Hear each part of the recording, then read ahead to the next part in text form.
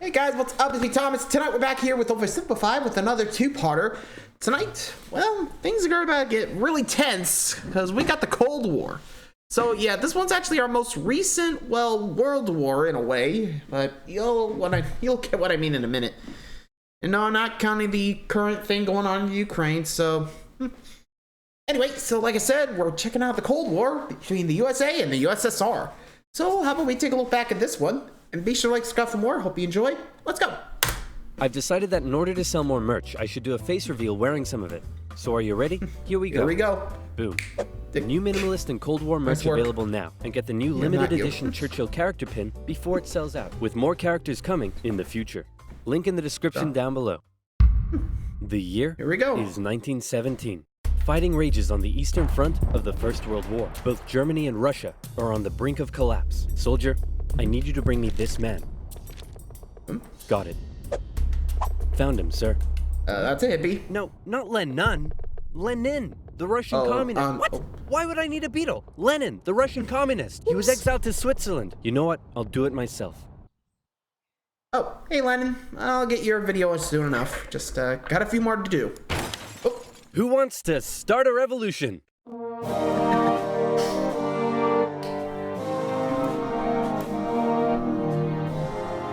Wait, isn't it from History versus Lenin or something? It looks familiar. Oh, there we go. The Germans put Lenin on a train and sent him all the way back to Russia, hoping he and his mates would create an internal crisis. And create an internal crisis they did. The government was overthrown, and Lenin was in charge. He immediately pulled out of the First World War, made the country communist, started a 3-year-long civil war, got shot, broke the economy, caused a famine, and then he died. On his deathbed he said, "Hey man, tell whoever's in charge of giving people jobs not to let that jerk Stalin become the next leader. By the way, who did I put in charge of giving people jobs? That would be Stalin, sir. Stalin was a rising force in the Communist Party. He still had some opponents, but conveniently, all of them were arrested or disappeared. So that was lucky. And so Stalin took over. He implemented his 5-year plans, which transformed the country from an agriculture-based economy to an industrial one. And like Lenin before him, he reigned with terror. Anyone who dared criticize or oppose him would either be killed or left to rot in the horrendous Soviet work camps. Then a short man with a silly mustache tried to take over the world, punched the Russians all the way to Moscow, and then the Russians, with some help from their faithful ally, the Winter, punched them all the way back to Berlin. At this point, being allies, America, the UK, and the Soviet Union were good chums. They held a couple of conferences near the end of the war to decide what would happen next. Hey Stalin, after all your trials and tribulation, you must be pretty happy to be standing here in Berlin. Tsar Alexander made it all the way to Paris. Hey, give it a second. Just give me a second. Hey man, no, man. I think something's up with Stalin. I know, right? What should we do? Shall I tell him about the bomb? Yeah. Tell him about the bomb. That will scare him. So, we got this crazy new big A-bomb that can destroy an entire city in one go. Yes, my spies told me already. Oh wait, I meant to act surprised. Wow, that's amazing. He already knew. How? Am I sure I want to send nuclear secrets via unsecure public coffee shop Wi-Fi? Am I ever? Dude, use a VPN. Really? And speaking of VPNs, if, like me, you take internet safety seriously, then you need NordVPN. NordVPN hides your online activities from outside intruders, preventing anyone from stealing your personal data and stopping your service providers selling your data to advertisers. With over 5,000 servers in 62 countries, it allows you to surf the net anonymously and securely. And it's simple to use. With just a click of a button, you can connect to a server halfway across the world, even allowing you to access streaming services from that specific territory. Say, for example, you wanted to watch a certain oversimplified video that for some reason has been blocked in your country. With NordVPN, you can. It works seamlessly across PC, mobile, and tablet. Go to nordvpn.com/oversimplified to get an amazing 75% off. That's just $2.99 per month, with an additional month free for a limited time. So again, that's nordvpn.com/oversimplified, also in the description box down below. Now where were we? Oh yeah. Yeah, the A-bomb. Does the A stand for atomic or ass? Then America dropped their big A-bomb on Japan, and World War II officially came to an end. Hooray, we won! Okay, so now it's time to establish the New World Order. Stalin, you're in charge of Eastern Europe. Now, we want you to let them all hold elections. Oh yes, of course, elections. And these elections will be free and fair, right? Oh yes, certainly. Free and fair. Definitely free and fair. Communist, communist, communist, communist, communist, communist. If that's not free and fair, I don't know what it is. Throughout Eastern Europe, Soviet puppet governments were established as a buffer zone between the USSR and the West, with Churchill proclaiming an Iron Curtain had descended across the continent. The relationship between the old allies was deteriorating fast. Over the next few years, the British intervened in the Greek Civil War to prevent a communist takeover. In Turkey, the Russians began demanding more control of Turkey's sea access routes, which prompted the US to send their largest battleship to Turkey for a friendly visit. After World War II, Iran was now occupied by both the Soviets and the British, with an agreement to both pull out once the war was over. The British pulled out. Stalin was like, you know what? I think I might stick around. All in favor of kicking Russia out of Iran? You want to know something? Yes. You guys suck. Pressure from the UN forced the Soviets to leave, and with the establishment of NATO, the Soviets had no doubt that the West was out to encircle and destroy them. And America announced the Truman Doctrine, guy that established the Eastern Bloc. Those guys are not cool, cannot be trusted, and we will do everything we can to prevent the spread of communism around the world. Many view this moment as the official declaration of the Cold War. Back in Europe, everyone was living in a post-apocalyptic void brought on by the Second World War. Cities reduced to rubble, not enough food. It was terrible. This is great. The more they suffered, the more likely it is they'll turn to communism. Dude, you're really messed up. What's wrong with you? My father used to punish me severely. America realized what was going on and quickly made a move. Under the Marshall Plan, they sent $12 billion to Western Europe for its economic recovery. The countries of Stalin's Eastern Bloc looked on with envy. Hey, Czechoslovakia, you want to come get some economic aid? Yeah, but I have to check with my mom first. Sorry, America. I can't come. This was a... Yeah, and actually, I think I remember something back in the Berlin Wall. Like, they actually tried to do that in Berlin, but because of Stalin and his, I want to say pettiness, ruined that. Like, I think if I remember back in the Berlin airlift video, he just flooded the marks that was supposed to be the new currency to, well, pretty much say, screw you, buddy. Jeez. Like, sometimes I just wonder why he keeps doing this. Actually, oh yeah, I think I remember. They actually did talk about that in the Berlin lift. But something about, keeping him passive or something like that. Considering, they did invade him, Well, twice, actually. The First World War and the Second. So, yeah, I guess Stalin didn't want a third dramatic invasion, Which, fair, but, dude, that's not really the best way to do about that, Oh boy. But anyway, a little ahead of time, but I think we're actually going to get to that point. Watch. Full-on economic battle raging between capitalism and communism in Europe. If the Western nations developed faster and better than the East, that would be a defeat for Stalin. So he set up his own rival economic recovery plan, which he called Comecon, and he also set up Common Form, which gave him more political control over the Eastern Bloc. But nowhere did this economic battle rage harder than in the city of Berlin. Caught over 100 miles behind Soviet lines, the city had been divided up between the Allies, and the western segments were still under Western control. East Berliners could travel freely to West Berlin, see the economic prosperity, and think, maybe this communism thing ain't so great after all. I'm gonna have fun tonight. See how long that lasts. You're home late. Oh, Stalin. I was just out with my friends. Friends? You stink of capitalism. You're out engaging in imperialist debauchery again. I swear, Ivan, I can't keep doing this. Stalin wanted the West out. So he said, hey, guess what? I'm blockading all of your supply routes to West Berlin. What are you going to do about it? I suppose we'll just fly the supplies in. Oh yeah, they had to do it like fast too. All right, Truman. You in this round. The Berlin airlift was an incredible undertaking and a major success for the Western Allies, and Stalin ended his blockade of West Berlin. Yep, pretty much made himself look like the villain. West, but not as much as this did.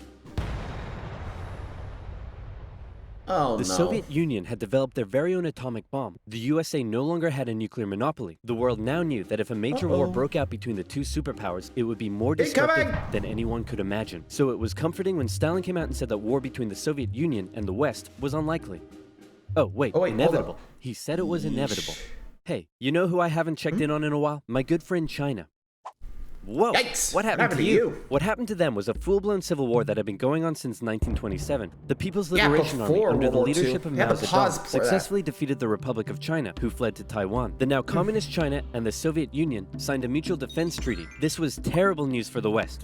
But wait, there's more. After the Second World War, Korea was divided along the 38th parallel. In the north, the Soviets set up a communist regime. In the south, America set up an anti-communist regime. Both were led by very sweet-looking old men, but don't let that deceive you. They were both ruthless dictators, and both dreamed of reuniting Korea under their own regime. Now that he had the bomb, Stalin was feeling a little more cocky, and he finally gave Kim permission to attack. The North launched a surprise invasion of the South on June 25th, 1950. With Soviet aid, the North Koreans steamrolled through, taking Seoul in just 3 days and replacing one ruthless dictator with another. The UN were freaking out and quickly created an emergency force made up of troops from 16 countries to defend the South. The West still held Busan and made landings at Incheon near Seoul. They pushed the North Koreans out of Seoul, replacing the ruthless dictator that had replaced the first ruthless dictator with the same ruthless dictator that had previously been replaced by the new ruthless dictator. So the old West then continued all the way up the Korean peninsula. At this point, China was getting worried that the UN may just keep going. The US had sent this guy to lead the operation. After winning the Pacific theater of World War II, General Douglas MacArthur's head was big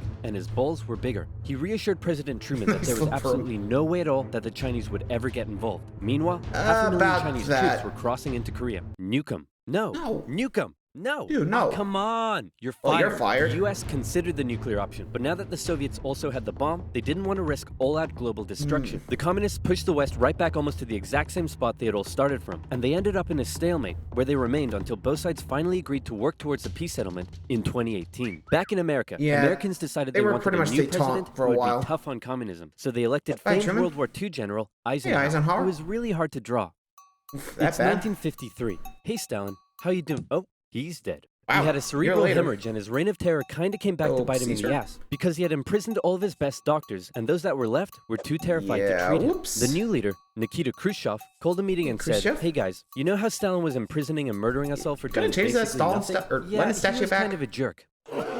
I'm really not sure how this is news to you." Khrushchev went on a campaign of de-Stalinization. Statues of Stalin were taken down, Stalingrad was renamed, and Khrushchev announced that he wanted the Soviet people to be happy and would allow greater freedom in the Soviet Union. So how did that work out? That turned out to be an uprising in East Germany was brutally suppressed, a revolution in Hungary was brutally suppressed, and demonstrations in Poland were brutally suppressed, although he did finally allow some mild reforms. Back in the Soviet Union, he permitted more cultural expression, but then began banning stuff based on his own personal taste. Modern art looks like a child urinated on a canvas. Banned. Jazz music sounds like the feeling of needing to fart. Banned. Your poetry is really depressing. How could anyone in the Soviet Union be depressed? You're banned. Khrushchev wanted the Soviet people to be happy, but not like that, or that, or that. Young people began enjoying abhorrent Western pop culture. Son, remove that disgusting imperialist apparel at once. Shut up, Dad. You can't tell me what to do. Well, would you look at that? Turns out he can tell me what to do. The West... Yeah, they were pretty much just not doing well in that department. Oof. Probably want to rethink your strategy real fast there, Soviet Union, but, well, I guess they didn't want too many influences, considering they're just newly established, considering, you know, the end of World War I, and all that, plus the famine, so, oof. Not looking good there, Khrushchev. Oof. Anyway. Had initially liked the cut of Khrushchev's jib, but world events soon soured relations even more. The two sides were spying on each other a whole lot throughout the Cold War. The KGB had spies and informants in nearly every aspect of Western life and government, so much so that whenever the US tried to send spies into the Soviet Union, the KGB were usually ready to arrest them on the spot. Members of the Manhattan Project aided the Soviet Union in acquiring the bomb. Some American officials believed they were on the wrong side. I'll sell you 3 secrets for $5 million. Okay. Go ahead. The Allies are digging a tunnel under East Berlin to tap your communications. There's an American agent living at this address in Moscow, and sometimes, when I'm home alone, I like to put on my wife's dresses, sit in the corner, and cry for hours. Very interesting. In America, fear took hold during the Red Scare and the McCarthy trials. American values imploded as fear of communism collided with freedom of thought and expression, and communist kind of became a buzzword thrown around to describe anything people didn't like. Hollywood? Communist. Your next door neighbor's dog? Communist. When the grocery store cashier asks if you need a bag when you clearly can't carry 10 tubs of baconaise in your hands, communist. But one area in particular where the US had an edge over the Soviet Union was in its espionage technology. In particular, U-2 spy planes flew across Russia carrying out surveillance from the skies. There was a nasty incident in 1960 though, when one was shot down and Khrushchev was furious. Who the hell is this? He's a high-altitude weather enthusiast who flew off course. Okay, that sounds plausible. Wait a minute. Why does he have a gun and a poison needle? Because he's a very naughty high-altitude weather enthusiast. But much to America's concern, the Soviet Union appeared to be ahead in the space race. Everyone freaked out when Russia launched the world's first satellite, and then they actually sent a man into space. Even worse, there also appeared to be a missile gap in the Soviets' favor, and Khrushchev was so confident that he even allowed the US to set up a technology exhibit in Moscow, attended by a certain Vice President Richard Nixon. Check this out. We have color TV. Yes, but we've been to space and can obliterate you with our massive nuclear arsenal. Check out this vegetable peeler. Tensions increased further when both sides upgraded their atomic bombs to hydrogen bombs. And after West Germany was allowed to join NATO in 1955, Khrushchev set up the defensive Warsaw Pact, strengthening the military ties between the Soviet Union and its satellite states. In 1960, Americans decided they wanted a new president who would be tough on communism, so they elected John F. Kennedy. The Soviet Union was advancing its technology, but it was also bleeding its coffers dry, and all of the money was going towards the military, not the people. Life under communism was still as hard as ever, and Berlin remained a thorn in the Soviet side. The contrast between the economically prosperous West and the struggling East was clearer day by day, and East Berliners were still able to freely travel to the West. Now, many of them were deciding to stay there. Millions defected to West Germany via West Berlin, causing Eastern factories to lose workers and taking a heavy toll on the economy. Soviet leaders decided this couldn't continue any longer. First, Khrushchev tried this: leave West Berlin, or else. Or else what? Or else I'll be really mad at you. Yeah, no, we're gonna stay. Listen, man, West Berlin is ours, East Berlin is yours. That's just how it is. Kennedy felt pretty good about his show of American resolve. But wait a second, did you catch that? Let's replay it. East Berlin is yours. Kennedy just told Khrushchev that the USA wouldn't interfere in what the Soviets did with their section of Berlin, so Khrushchev came up with a new idea. We're gonna build a wall, and it's gonna be a big, beautiful wall, and it's gonna keep out all the Mexicans. Wrong effing. Oh, sorry. It's gonna keep in all the Mexicans. On August 13th, 1961, Berliners woke up to find their city divided into two, with barbed wire and guards blocking the border between East and West. Over time, a wall was constructed throughout the city. Families were torn apart. Thousands would risk their lives escaping over the wall. Here's what I mean by heavy. Would die trying. To the despair of Berliners, the West were unable to do anything about it. But the wall did put on full display the failure of the communist system. As Kennedy said, democracy is not perfect, but we have never had to put a wall up to keep our people in. As part of the agreement between the two sides, US diplomats were still allowed to travel to East Berlin, but suddenly, East Berlin crossing guards started giving them the business, and Kennedy was like, nah. In October, they just couldn't allow them to leave the crossing point at Checkpoint Charlie as a show of strength. The Soviets did the same, and the two were in a standoff. They stayed like that for 16 hours, and the world braced for nuclear Armageddon. Thankfully, though, Kennedy called Khrushchev directly and was like, hey man, this is getting way too hot. How about you back your tanks up by an inch and we'll do the same? Sounds good. Okay, how about you back your tanks up by another inch and we'll follow suit? Alright, hey, you want to do another inch? And they both very slowly inched away from the apocalypse. Phew, let's hope that's the biggest crisis of my presidency. It wasn't. No, it won't. Yeah, jeez, that was close. Because if someone actually did fire, we'd be doomed. I think we can all agree on that front, at least. You know? Well, anyway, so there's part 1. Time for part 2. So, here we go. This video was made possible by Skillshare, an online learning community where you can learn just about anything. Support my channel by signing up using the link below and get your first 2 months for free.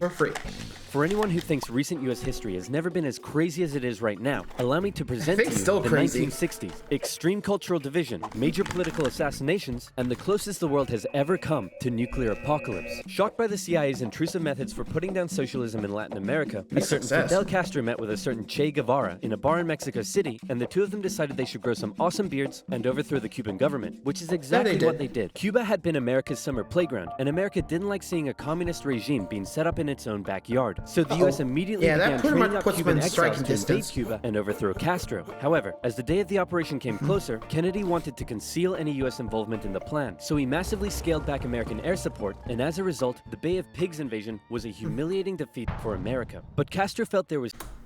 I thought that was because they just didn't set their watches right or something. Right?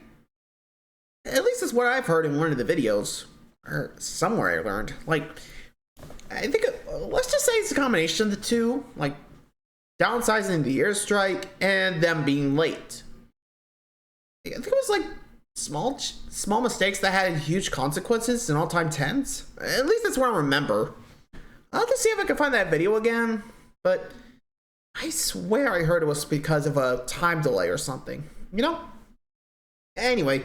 Is still an impending U.S. threat to his regime. Meanwhile, in the Soviet Union, Khrushchev had a lot of medium-range nuclear missiles that couldn't reach America, but they could if they were positioned, say, on an exotic Caribbean island off the coast of Florida. You see where this is going, right? I'm a communist who hates America. You're a communist who hates America. You know what that means? We should fall in love. I was just going to suggest you say down, Khrushchev. Oh, no, you're right. That's a better idea.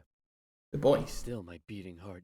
On October 14th, 1962, a U-2 spy plane over Cuba noticed something strange. Sir, you need to look at this photograph. You're right. That's the cutest dog I've ever seen. Sir, not the dog, sir. More to the Soviet missiles. America freaked out as they realized what was going on. They were completely vulnerable, and they had to act fast. They knew that airstrikes or an invasion of Cuba would likely mean nuclear war with the Soviet Union. So Kennedy came up with another idea: a blockade. The U.S. Navy announced it would stop they would invade it, but again, Cuba, and would sink any that did not comply. In response, the Soviet put its military into full combat readiness. The U.S. did the same and began drawing up plans for an attack on Cuba. Things were escalating fast, and both superpowers were getting ready for World War III. Emergency communications between the two sides broke down as Khrushchev rejected Kennedy's demands for the missiles to be removed. And for the first time in history, U.S. Strategic Air Command moved to DEFCON 2. DEFCON 1 means nuclear war. The Soviets shot down a U-2 spy plane over Cuba. A Soviet nuclear submarine in the Caribbean mistakenly believed war had already broken out, and two of the senior officers gave the go-ahead to fire its nuclear torpedo. Charges, right? Thankfully, the third senior officer, this beautiful man, refused to authorize the decision. The U.S. finalized its preparations, and I kid you not, the day before the U.S. were set to decide the day and time for the Cuban invasion, Khrushchev was like, hey, you know if you just removed your missiles from Turkey, we'd remove ours from Cuba? Yeah, that sounds good to me. It was a bit more complicated than that, but at the last second, the two sides finally came to an agreement. Get the US Soviet missiles were shipped out of Cuba, and the world breathed one gigantic sigh of relief, except for one guy, who was bloody livid. They blew up the world. Let's hope that's the biggest crisis of my presidency. Unfortunately for him, his presidency was to end with one. Having nearly blown up the planet, a few changes were made. First, the superpowers agreed to a limited test ban treaty. Secondly, the Soviets ousted Khrushchev and replaced him with Leonid Brezhnev, who was a kisser. He liked to kiss. Both sides were deeply concerned at the prospect of nuclear war, but still, the arms race raged on throughout the 60s and 70s. U.S. intelligence worked out that the Soviets' nuclear arsenal was not as powerful as they previously thought, but in fact, it was America that held the advantage. ABMs and MIRVs were developed, and the doctrine of MAD. If both sides knew they would be completely destroyed by a nuclear war, neither would risk starting one. But even without war, the world was already feeling the effects of nuclear weapons. In 1966, above the pleasant town of Palomares in Spain, a U.S. bomber collided with a tanker mid-air, and 4 hydrogen bombs fell and landed near the town below. It hasn't exploded, so I'm sure everything's fine. Whoa, boy. Hey, I wouldn't eat that if I were you. Okay. Yeah, that don't What were you gonna do today? Go for a swim? Yeah, I wouldn't. I wouldn't. Are you breathing right now? Yeah? Yeah. Not for long. It took the Americans 2.5 months to find one of the bombs, which had gone missing in the ocean. This was the 14th time America had lost a nuclear bomb since 1950. Nobody knows how many bombs the Soviet Union lost. So sleep well tonight. After Kennedy's assassination, Vice President Lyndon B. Johnson took over, and he inherited a developing crisis in the East, Vietnam. Back in the 50s, the Vietnamese had kicked their French colonizers out once and for all, and the country was divided into two. In the north, a communist regime, and in the south, an anti-communist regime. Both were led by very sweet-looking old men, but don't let that deceive you. They were both ruthless dictators, and both dreamed of reuniting Vietnam under their own regime. So the North established the National Liberation Front, also known as the Viet Cong, to carry out a campaign of guerrilla warfare in the South with Soviet support. The U.S. sent advisors to help train the South Vietnamese to deal with the threat, but President Diem's brutal policies pushed more and more South Vietnamese to support the Viet Cong. And over the next decade, the situation escalated to a breaking point. America feared the domino effect. That is, if South Vietnam fell to communism, would Cambodia be next? Then Laos? Thailand? Burma? India? LBJ had to make a choice between losing South Vietnam or sending in the troops. And so in they went. From 1965, America found itself in a war unlike anything it had ever fought before. Let's play Spot the Viet Cong Soldier. Did you see him? Of course not. That's because millions of young American men were drafted and sent to fight a ruthless enemy who used the thick jungle as its shield.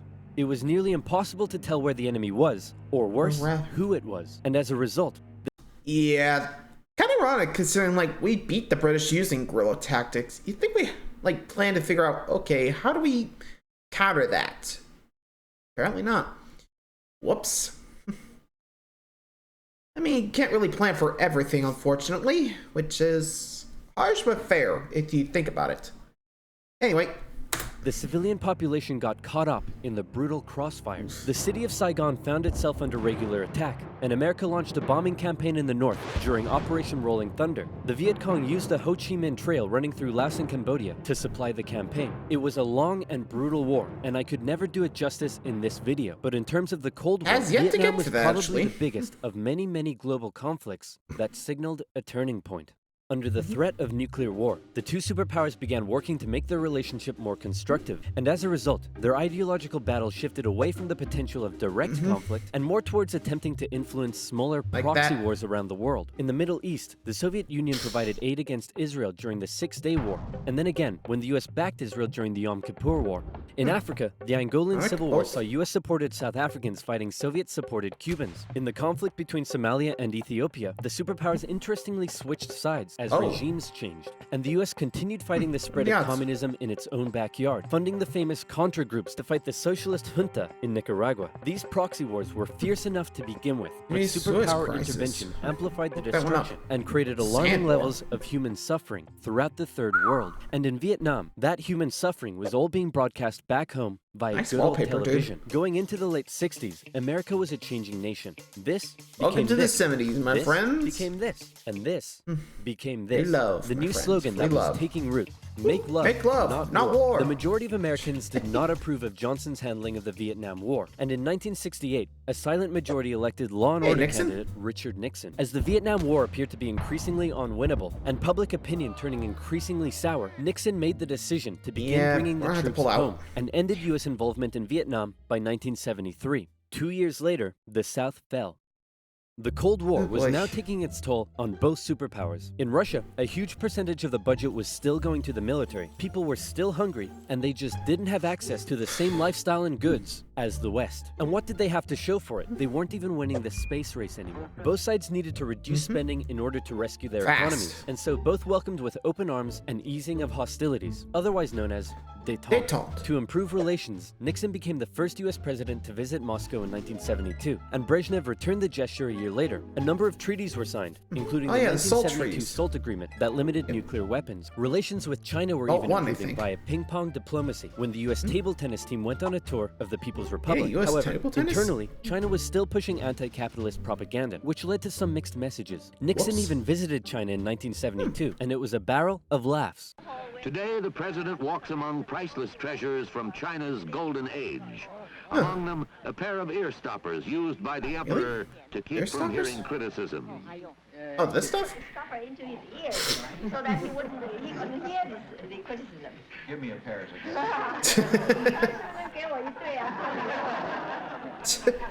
Okay, that was actually a good one there, Nixon. Nice one. Nice one.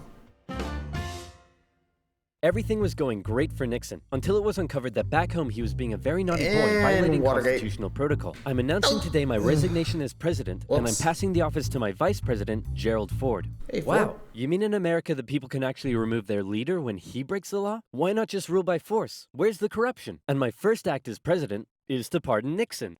There it is. After the whole you know, you have to admit, like, if it wasn't for the Watergate scandal, I'm pretty sure Nixon would have gone down as one of the greats, I think. Like, think about it.